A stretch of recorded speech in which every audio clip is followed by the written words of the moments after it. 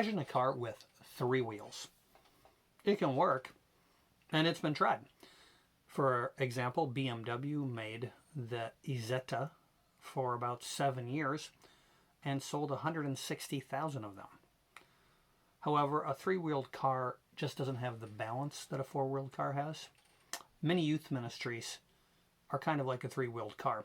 They put much of their emphasis on 1 or 2 or 3 things, and they don't realize that it takes balance to correctly and effectively reach young people. For some youth ministries, it's all about fun and games. They just play games. For other youth ministries, it's all just about Bible reading and prayer and worship songs. Now, both of these models will get a certain crowd. Now, usually most youth groups have kind of a mix. They'll have games and food, but they'll also have prayer and Bible study. Often we think that the parts of the youth group that appear more spiritual, like prayer and Bible study, that these are more effective.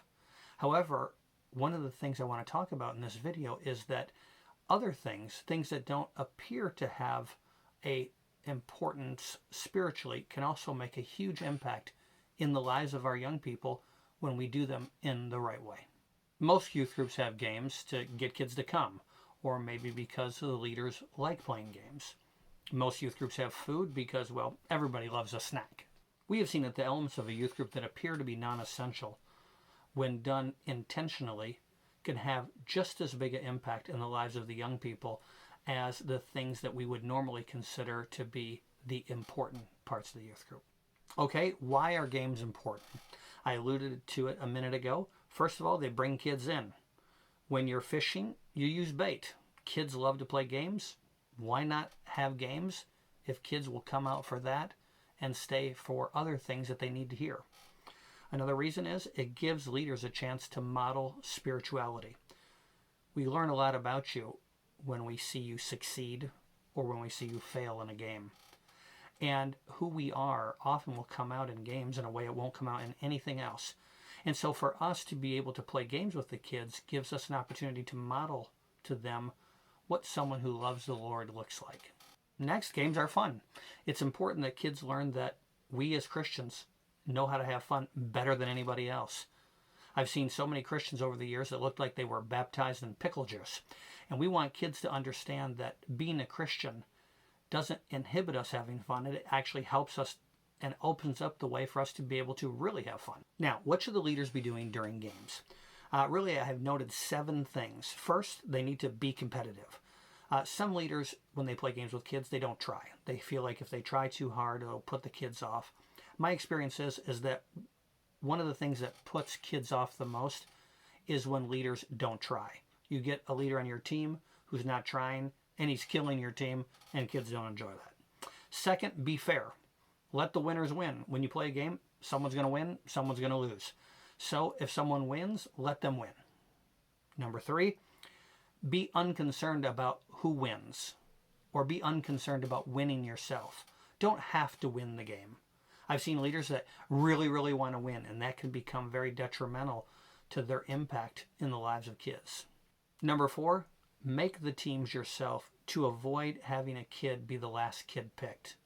Most of us have seen, if you went to public school like I did, you've seen teams picked, and the kid who gets picked last all the time, usually because he's no good at sports, that kid has a hard time with that. So what we usually do is we just make the teams. Okay, these people you're over there, those people you're over there, and that way no one feels like they're the last one picked. Number 5, be enthusiastic.